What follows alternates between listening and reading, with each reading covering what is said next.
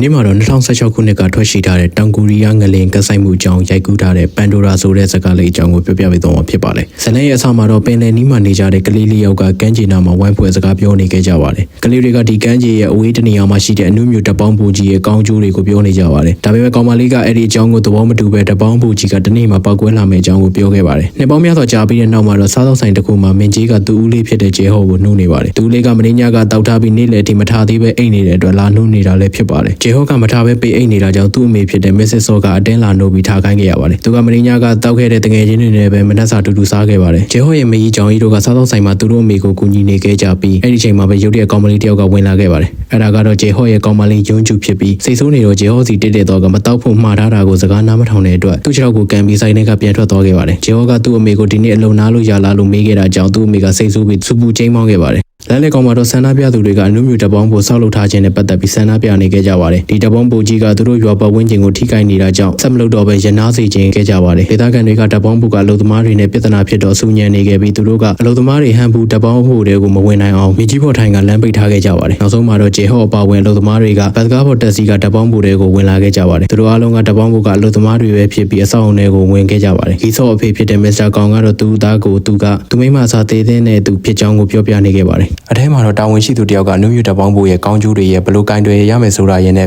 ဘလို့အလုပ်လုပ်ကြောင်းတွေကိုပြောပြနေခဲ့ပါတယ်။လုပ်သမားတွေကလောကကန်းထဲမှာရှိတဲ့အဝတ်တွေကိုယူလဲခဲ့ကြပါတယ်။ပြီးတော့သူတို့ကအထဲမှာရှိတဲ့အခန်းတွေအဆုတ်ရှင်တွေပိုက်ဆက်တဲ့ရေးစနစ်တွေကဘလို့လုပ်တယ်ဆိုတာကိုလိုက်ကြည့်ခဲ့ကြပါတယ်။တပေါင်းဖို့ထဲမှာရှိတဲ့ပစ္စည်းတွေကအကြီးကြီးတွေဖြစ်ပြီးတော်တော်ပူတာလည်းဖြစ်ပါတယ်။အလုပ်ပြီးသွားတဲ့အချိန်မှာတော့ဂျေဟောနဲ့သူ့တငယ်ချင်းတွေကကန်းချီအနီးမှာဖွင့်ထားတဲ့ဆိုင်တစ်ဆိုင်မှာထပ်ပြီးဝင်တောက်ခဲ့ကြပါတယ်။သူတို့အားလုံးကဒီမျိုးမှာနေရတဲ့ဘဝအကြောင်းတွေးပြီးတော့တပေါင်းဖို့ကြီးကိုမုန်းတဲ့အကြောင်းပြောနေခဲ့ကြပါတယ်။သူ့ကိုယ်နဲ့ဖေကတက်ရောင်ကြီးဖြာထွက်မှုကြောင့်တေဆုံးခဲ့ရတဲ့အတွက်ဂျေဟောကတော့ဒေါသထွက်နေခဲ့ပါတယ်။ရုတ်တရက်ဆိုင်ကယ်တစ်စီးကသူတို့စီကိုတက်လာနေခဲ့ပြီးဆိုင်ကယ်စီးလာတာကတော့ယွန်းကျူပဲဖြစ်ပါတယ်။ဂျေဟောကထပ်တောင်းနေတဲ့အတွက်ယွန်းကျူကရောက်လာတာလည်းဖြစ်ပါတယ်။ဂျေဟောကတော့မတွေ့အောင်ပုံဖို့ကြိုးစားနေတော့ယွန်းကျူကတော့ဆိုင်ကယ်ပေါ်ကနေလဲကျသွားခဲ့ပါတယ်။အလိုနဲ့အညမှာတော့ဂျေဟောကယွန်းကျူရဲ့ဆိုင်ကယ်ကိုဂဟေစော်ပြီးပြုပြင်ပေးနေခဲ့ပါတယ်။အစမှာတော့သူတို့ကစကားပြောနေကြခဲ့ကြပြီးဂျေဟောကသူ့အတွက်ဆိုင်ကယ်အသစ်တစ်စီးဝယ်ပေးခြင်းပေမဲ့ဒီဆိုင်ကယ်ကိုပဲအမြဲပြင်ပေးနေရတာကြောင့်ပါပဲ။ယွန်းကျူကတော့ပတ်စံစုနေတဲ့အတွက်မဝင်နိုင်သေးတဲ့အကြောင်းရှင်းပြခဲ့ပါတယ်။ဂျေဟောကယွန်းကျူကိုဒီမျိုးကထွက်ခွာပြီးစိုးမာရေလုံသားအဖြစ်တွားရောက်လုပ်ကင်လို့တဲ့အကြောင်းပြောပြခဲ့ပါတယ်။အဲဒီနောက်မှာတော့ဂျေဟောကသူ့ရဲ့ရေလိုသား passport ကိုအင်ကြီးတဲကထုတ်ပြတဲ့အခါမှာတော့ယွန်းကျူကစိတ်ဆိုးပြီးအော်ခဲ့ပါတယ်။ပြီးတော့သူကဝမ်းနေသွားကသူ့မိသားစုမရှိတော့ကြတဲ့ကဂျေဟောတယောက်တည်းကသာသူ့နားမှာရှိကြောင်းပြောခဲ့ပါတယ်။သမ္မတရုံးကမှတော့အမျိုးသမီးတယောက်ကအနုမြူတပေါင်းဖို့ပိတ်ဖို့တိုင်ကြားထားတဲ့စာကိုသမ္မတကြီးစီတင်ပြခဲ့ပါတယ်။ဟန်ဘူမြို့မှာတော့တပေါင်းဖို့တွေကအလုပ်သမား2ယောက်ကတူတူတောင်းနေခဲ့ကြပါတယ်။သူတို့တွေကတယောက်ကတော့တပေါင်းဖို့ရဲ့အလုပ်သမားကောင်းဆောင်ဖြစ်တဲ့ဖြောင်းဆက်ပဲဖြစ်ပါတယ်။သူ့ရဲ့လုပ်ဖို့ကိုင်ဘက်ကဒီတပေါင်းဖို့ကြီးကသူတို့နိုင်ငံရဲ့နှိမ့်ကျတဲ့စီးပွားရေးကိုပြန်လည်ဥမောလာအောင်လုပ်ပေးမယ့်အရာဖြစ်တဲ့ကြောင်းပြောနေခဲ့ပါတယ်။ဒါပေမဲ့လည်းဖြောင်းဆက်ကတော့ငြင်းခဲ့ပြီးအနုမြူတပေါင်းဖို့ကြီးရဲ့ဆိုးကျိုးတွေကိုပြန်လည်ပြောခဲ့ပါတယ်။နောက်တစ်ရက်မှာတော့ဂျေဟောကသူ့အမေရဲ့သူ့မကြီးရဲ့နဲ့တူတူထိုင်နေပြီးစိုးမာရေလုံသားဖြစ်သွားရောက်လုပ်ကင်ခြင်းတဲ့အကြောင်းပြောပြခဲ့ပါတယ်။ဒါကိုကြားတော့သူ့အမေကဒေါသထွက်သွားခဲ့ပြီးဂျေဟောကိုဒီမျိုးမှာပဲအိမ်အောင်ကျစေခြင်းတဲ့အတွက်မျိုးကနေထွန်မသားတဲ့အကြောင်းပြောခဲ့ပါတယ်။ဂျေဟောကတော့သူ့အမေနဲ့စကားထပ်မများခြင်းအကြောင်းအလုပ်ကိုပဲသွားခဲ့ပါတယ်။ရာသန်းကောင်ရောက်တော့များပြားလာတဲ့ကျွတ်တွေနဲ့တခြားတလိမ့်ဆန်တွေကရေထွက်ပေါက်ကနေထွက်လာခဲ့ကြပါတယ်။နောက်တစ်နေ့မှာတော့မစ္စစ်ဆောင်းနဲ့ဂျန်ဟီကစားသောက်ဆိုင်အတွက်လိုအပ်တာတွေကိုပြင်ဆင်နေခဲ့ကြပါတယ်။ဂျန်ဟီကဂျေဟောကိုစိုးမာရေလုံသားဖြစ်သွားရောက်လုပ်ကင်အောင်ခွင့်ရေးပေးဖို့သူ့အမေကိုပြောခဲ့ပါတယ်။မစ္စစ်ဆောကဒီအကြောင်းကိုပြန်ပြောနေရတဲ့အတွက်စိတ်ဆိုးသွားခဲ့ပါတယ်။သူကဂျေဟောကိုခွင့်ရေးတခုပေးထားပြီးဂျေဟောကဒါကိုအသုံးမချနိုင်ခဲ့ပါဘူး။သူကဂျေဟောကိုအရင်နေ့အနေနဲ့သူ့ယောက်ျားတေဆုံးမှုကြောင့်အလုပ်ကပေးတဲ့ရော်ကြီးအကုန်ထုတ်ပေးခဲ့ပေမဲ့ဂျေဟောကဖျုံးတီးခဲ့ပြီးအိမ်ကိုလက်ပလာနဲ့ပဲပြန်ရောက်လာခဲ့တာဖြစ်ပါတယ်။ဂျန်ဟီကတော့မစ္စစ်ဆောကလက်မခံတဲ့အတွက်စိတ်ဆိုးသွားပြီးအနီးနားမှာရှိတဲ့စတိုးဆိုင်ကိုပဲငံပြာကြီးဝယ်ဖို့ထွက်သွားခဲ့ပါတယ်။သမ္မတကြီးကဝန်ကြီးချုပ်ကိုရုံးခန်းထဲခေါ်ပြီးအနုမြူတပေါင်းဖို့အလုပ်သမားကောင်းဆောင်ဖြောင်းဆက်ရဲ့တိုင်ကြားစာအကြောင်းကိုဆွေးနွေးနေခဲ့ကြပါတယ်။သမ္မတကြီးကတော့ဒီဆက်ယုံရဲ့စွန့်ပစ်ပစ္စည်းတွေကအနီးနားမှာရှိတဲ့လူတွေနဲ့ပတ်ဝန်းကျင်ကိုထိခိုက်စေနိုင်တာသိနေတဲ့အတွက်အဆင်မပြေဖြစ်နေခဲ့ပါတယ်။ဒါပေမဲ့လည်းဝန်ကြီးချုပ်ကတော့သမ္မတကြီးရဲ့စကားကိုဆန့်ကျင်ပြီးဒီတပေါင်းဘူကြီးကသာနိုင်ငံရဲ့စီးပွားရေးပြန်လည်ကောင်းမွန်နိုင်ဖို့အတွက်အဓိကတော့ချက်ဖြစ်ကြောင်းပြောပြခဲ့ပါတယ်။ဟန်ဘူမှာတော့ဖြောင်းဆက်ကတပေါင်းဘူရဲ့အဝေးမှာရှိတဲ့လူဆန်းအားအရင်းမြစ်ဌာနကိုပြောင်းရွှေ့သာကျလာခဲ့ပါတယ်။ဖြောင်းဆက်ကတော့ဘာကြောင့်လဲဆိုတာသိကျင်နေခဲ့ပြီးသူ့လုပ်ဖော်ကိုင်ဘက်တယောက်ကတော့ဖြောင်းဆက်ကအလုပ်ကြိုးစားတဲ့အတွက်ခေါင်းဆောင်ကအဲ့ဒီနေရာမှာရှိစေခြင်းနဲ့အကြောင်းပြောခဲ့ပါတယ်။တပေါင်းဘူရဆိုင်မှုကိစ္စနဲ့ပတ်သက်ပြီးပြန်ပြောခဲ့ကြတဲ့သမ္မတရဲ့အတွင်းရေးရာရှိတွေကိုလည်းလှုပ်ထုတ်ပြီးသွားပြီဖြစ်ပါတယ်။တခြားတစ်ဖက်မှာတော့ဂျေဟောကသူ့တငယ်ရင်းတွေကိုသူကဘာကြောင့်ရေလုံသားတယောက်ဖြစ်ခြင်းတဲ့အကြောင်းကိုပြောပြကဒီနေရာကပါထွက်သွားဖို့ပြင်နေခဲ့ပါတယ်။အဲ့ဒီအချိန်မှာပဲရုတ်တရက်ပြင်းထန်တဲ့ငလျင်ကြီးကလှုပ်ခတ်ခဲ့ပြီးတမျိုးလုံးတိမ့်တိမ့်တုံသွားကအဆောက်အအုံများစွာလည်းပြိုကျပျက်စီးသွားခဲ့ပါတယ်။ဂျေဟောကချက်ချင်းပဲယွန်းကျူကိုဖုံးကော်ခဲ့ကစားတော့ဆိုင်မှာရှိနေတဲ့သူ့မိသားစုကိုတွားကြည့်ပေးဖို့ပြောခဲ့ပါတယ်။ဂျန်ဟီကလည်းသူ့သားလေးရှိတဲ့စားတော့ဆိုင်စီကိုအပြည့်ပြန်လာခဲ့ပြီးမင်းကြီးကတော့ဒဏ်ရာအနှဲငယ်ရနေခဲ့ပါတယ်။ဟန်ဘူမျိုးတွေကနေထွက်လာတဲ့ဖြောင်းဆက်ကတော့ဒီငလျင်ကဘလောက်အန်နေများတယ်ဆိုတာကိုသိနေတဲ့အတွက်ချက်ချင်းကားကိုပြန်လဲခဲ့ပြီးအနုမြူတပေါင်းဖို့ကိုစစ်ဆေးဖို့သွားခဲ့ပါတယ်။သမ္မတကြီးကတော့လောကီ ကိစ္စနဲ့စကားပြောနေတဲ့အတွက်ဒီငလျင်လောက်ခတ်သွားတဲ့တရင်ကိုမသိလိုက်ပဲဖြစ်နေခဲ့ပါတယ်။အဲ့ဒီချိန်မှာပဲဖြောင်းဆက်ကဆက်ရုံကိုရောက်ချင်းရုံခန်းစီပြေးသွားခဲ့ပြီးအရာရှိတိုင်းကိုလည်းအဆင်ပြေလားလို့မေးခဲ့ပါတယ်။သူတို့ကတော့ငလျင်ကြောင့်တပေါင်းဘူးကိုအေးပေးတဲ့ရေတွေယိုစိမ့်ထွက်သွားတဲ့အကြောင်းပြန်ပြောခဲ့ပါတယ်။တခြားရာရှိတယောက်ကတော့တပေါင်းဘူးကိုအေးပေးတဲ့ရေပမာဏအလွန်နည်းနေပြီဖြစ်ကြောင်းကြောက်လန့်တကြားအော်ပြောလိုက်ပါတယ်။သူတို့ကဆက်ပြင်ဆရာတွေနဲ့အလုပ်သမားတွေအကုန်လုံးကိုအောက်ဆင်ပြီးအဆိုရှင်တွေကိုဂေးစော်ဖို့ပြောခဲ့ပါတယ်။ဒါပေမဲ့ယိုစိမ့်မှုတွေကဆက်လက်ဖြစ်ပွားနေပါတယ်။ဂျေဟောကတော့ဝေနာခံစားပြီးတည်သွားတဲ့သူ့အဖေကိုအမှတ်ရသွားကအင်ကိုပြန်ကျင်နေခဲ့ပါတယ်။သမ္မတကြီးကတော့နောက်ကျမှသတင်းရခဲ့တဲ့အတွက်ဒေါသထွက်နေခဲ့ပေမဲ့အခြေအနေတွေကိုတီးထားပြီးဖြစ်နေခဲ့ပါတယ်။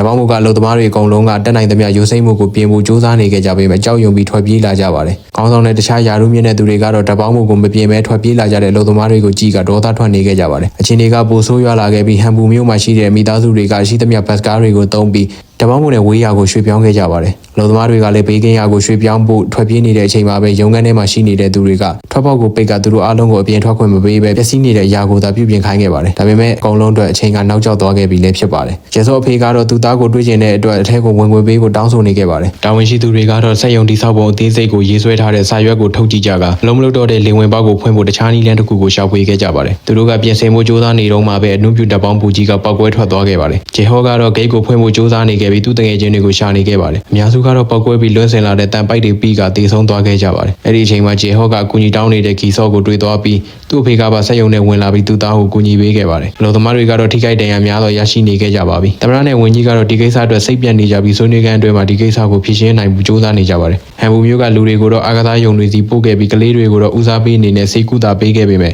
ဲ့ရဲတွေကတော့ရင်ကုန်နှုတ်ပိတ်နေခဲ့ကြပါတယ်။မိသက်ကားတွေကလည်းတပေါင်းဖို့အနီးကိုရောက်လာပြီးဒဏ်ရာရသူတွေကိုကယ်တင်နေခဲ့ကြပါတယ်။ယွန်းကျူကလည်းစိုက်ကယ်နဲ့ရောက်လာပြီးရုတ်တရက်ဖြစ်လာတဲ့ကပ်ပေးကြီးကိုမျက်ဝါးထင်ထင်မြင်တွေ့ခဲ့ရပါတယ်။ယွန်းကျူကဂီဆော့ကိုတွဲပြီးထွက်လာတဲ့ဂျေဟော့ကိုမြင်မြင်ချင်းပြေးသွားခဲ့ပေမဲ့ဂျေဟော့ကဝေဝေးနေပြီးသူ့ကိုမထိဖို့ပြောကသူမကိုသူ့မိသားစုစီပြန်သွားပြီးစောင့်ရှောက်ဖို့မှားခဲ့ပါတယ်။ဂျေဟော့ကသူ့တငယ်ချင်းတွေကိုကယ်ပြီးမှလိုက်လာမှဖြစ်တဲ့အကြောင်းကိုလည်းထပ်ပြောခဲ့ပါတယ်။ဂျေဟော့ကဆက်ယုံအတွင်းမှာဒဏ်ရာရနေတဲ့သူတွေအများကြီးရှိတာကြောင့်မိသက်သမားတွေကိုထဲဝင်ပြီးကူညီပေးဖို့တောင်းဆိုခဲ့ပေမဲ့အထဲမှာကဒဏ်ရောင်ကြီးပြန့်လွှင့်မှုအတော်များနေတဲ့အတွက်တဲကိုလိုက်ဖို့ညှင်းဆန်နေခဲ့ကြပါတယ်။အဲဒါကြောင့်ဂျေဟော့တယောက်အနေများတဲ့ဂျာကသူ့တငယ်ချင်းတွေနဲ့အလုပ်သမားတွေကိုကယ်ဖို့အထဲကိုဝင်သွားခဲ့ပါတယ်။ကယ်တင်လာတဲ့လူအများစုကလည်းဒဏ်ရာတွေကြောင့်ဆေးရုံမှာနေသေဆုံးသွားခဲ့ကြပါတယ်။သူတို့ကအလောင်းတွေကိုလည်းချက်ချင်းမီးတကြိုခဲ့ပြီးအသက်ရှင်နေတဲ့လူနာတွေကိုလည်းဆေးရုံထဲမှာတက်ထားခဲ့ကြပါတယ်။ယွန်းကျူကအာကစားယုံကိုသွားခဲ့ပြီးတပေါင်းဖို့ပောက်ကွဲမှုကြောင့်အာကစားယုံကအန်ဒီရရှိနေပြီဖြစ်ကြောင်းပြောခဲ့ပါတယ်။အကုန်လုံးကအာကစားယုံတွင်ကထွက်ဖို့ကြိုးစားခဲ့ကြပေမဲ့ရဲတွေကထွက်ပေါက်အလုံးကိုပိတ်ထားခဲ့ပါတယ်။စက်ရုံဘက်မှာတော့ဂျေဟော့ကသူ့တငယ်ချင်းဂျေတက်ကိုကယ်ဖို့ကြိုးစားနေခဲ့ပေမဲ့အပေါ်မှာရှိတဲ့ပိုက်ကပောက်ကွဲသွားခဲ့ပြီးအန်ဒီရရှိတဲ့အစိတ်ယူတွေကျလာခဲ့ပါတယ်။ဂျေဟော့ကနှာခေါင်းသွေးတွေရှမ်းနေခဲ့ပြီးဆေးရုံသွားရမယ့်အခြေအနေကိုလည်းရောက်လာခဲ့ပါတယ်။မိသက်ကားတွေကလည်းရေဖြစ်ဖို့အတွက်အဲ့ဒီနေရာကနေထွက်သွားခဲ့ကြပါတယ်။မိသက်ယုံကတာဝန်ရှိသူတွေကပင်လယ်ရေကိုသုံးဖို့အစိုးရကိုတောင်းဆိုခဲ့ပေမဲ့စက်ရုံကစွန့်ပစ်ပစ္စည်းတွေ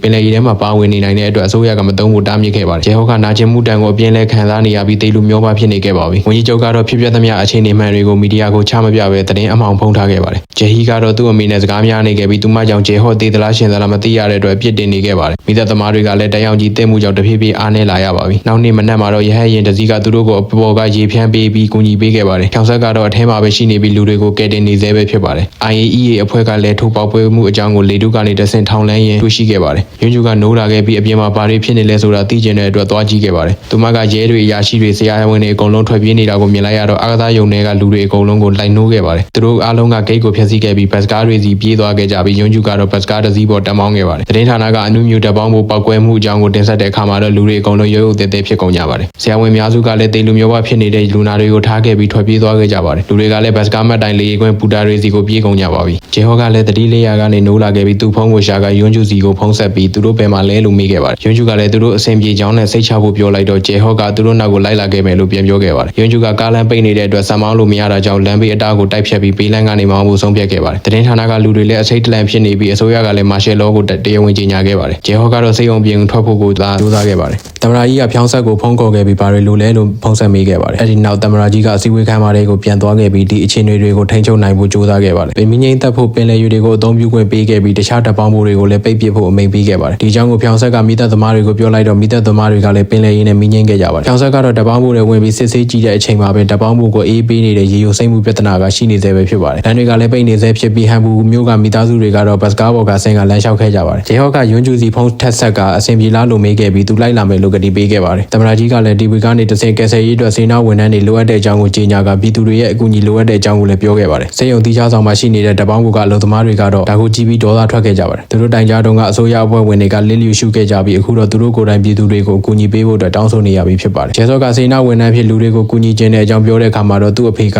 စူပူကျိန်းပေါင်းနေခဲ့ပါတယ်ဒါပေမဲ့ကျဲစောကတော့လှုပ်ဖို့အတွက်စိတ်အားထက်သန်နေသေးဖြစ်ပါတယ်ကျဲဟောကတော့ကရင်ပေါ်မှာလှဲနေခဲ့ပြီးဒီဖြစ်ပျက်ကအစိုးရရဲ့အမှားတွေဖြစ်ကြောင်းသူတို့သာဘာမှမလုပ်ဘူးဆိုရင်တိုင်းအောင်ကြီးတင်မှုတွေကသူတို့မိသားစုဝင်တွေအကုန်လုံးကိုပါတက်ရောက်မှုရှိလာမယ့်အကြောင်းကိုရှင်းပြလိုက်တော့အကုန်လုံးကစေနာဝန်ထမ်းလုပ်ဖို့ဆုံးဖြတ်ခဲ့ကြပါတယ်ကျဲဟောကယွန်းကျူစီဖုန်းခေါ်ခဲ့ပြီးဒီတပ်ပေါင်းဖို့ကိုပြင်နိုင်တာသူတို့ပဲရှိတဲ့အကြောင်းရှင်းပြကနှုတ်ဆက်စကားပြောခဲ့ပါတယ်လမ်းမပေါ်ကလူတွေကလည်းမှောင်မဲလာတဲ့ကောင်းကင်ကိုကြည့်ပြီးထွက်ပြေးကြပါတော့တယ်ဘယုံသုံးကားချိန်ဒီမှာမစ်စစ်ဆော့ဂျန်ဟီမင်းကြီးယွန်းကျူတို့ကလူစုကွဲသွားကြပေမဲ့သူတို့အကုန်လုံးပြန်လည်ဆုံစည်းနိုင်ခဲ့ကြပါတယ်ယွန်းကျူကကျဲဟောကိုဖုန်းခေါ်ခဲ့ပြီးဘလောက်ပဲကြာပါစေသူစီကိုအသက်ရှင်လျက်ပြန်လာဖို့ကတိတောင်းခဲ့ပါတယ်ကဲစော့အဖေပါဝင်သူတို့အားလုံးကဝတ်စုံပြေဝတ်ဆင်ခဲ့ကြပြီးဘတ်စကားနဲ့မျိုးတဲကိုသွားခဲ့ကြပါတယ်သူတို့ကပျက်စီးသွားတဲ့မျိုးကိုကြည့်ပြီးအန်အောနေကြကပြတင်းပေါက်ကိုကြည့်ရဲ့အရင်ကပြောခဲ့မှုတဲ့အမှတ်တရတွေကိုပြန်လည်တွေးနေခဲ့ကြပါတယ်သူတို့ကတပေါင်းမိုးကိုရောက်တဲ့အခါမှာတော့မိသက်သမားတွေကသူတို့ကိုစောင့်နေခဲ့ကြပါတယ်သူတို့ကတပေါင်းမိုးတွေကိုဝင်သွားတဲ့အချိန်မှာတော့မိသက်သမားတွေအကုန်လုံးကအလေးပြုပြီးဂုဏ်ပြုပေးခဲ့ကြပါတယ်တမနာကြီးနဲ့အစိုးရအဖွဲ့ဝင်တွေကဖြောင်ဆက်အုပ်ထုပ်ရဲ့ကင်မရာကနေတဆင့်ကြည့်ရှုနေခဲ့ကြပါတယ်လုပ်ငန်းစတင်တဲ့အခါမှာတော့သူတို့ကနှစ်ဖွဲ့ခွဲခဲ့ကြပြီးအဖွဲ့တွေကလိုအပ်တဲ့ကိရိယာတွေကိုတက်ဆင်ခဲ့ကြပါတယ်သူတို့အသက်ရှူမဝါတော့တဲ့အချိန်မှာတော့အဖွဲ့တွေကဝန်ကမျက်နှာချက်တွေကိုခရီးဆော်ခဲ့ကြပြီးဆက်လက်ပြုပြင်ခဲ့ကြပါတယ်ဒါပေမဲ့များပြားလာတဲ့ယူစိမ့်မှုတွေကိုမဖာထိနိုင်ပဲဖြစ်နေကြကမျောလင်းချက်တွေကုံဆုံးသွားခဲ့ပါတယ်ဒါပေမဲ့ဂျေဟောကကန်အသစ်တစ်ခုကိုဖန်တီးပြီးဖောက်ခွဲပစ်ဖို့အကြံပေးခဲ့ပါတယ်အဲဒီနောက်သူကအနစ်နာခံပြီးဘုံကိုကင်ပေးခဲ့ပါတယ်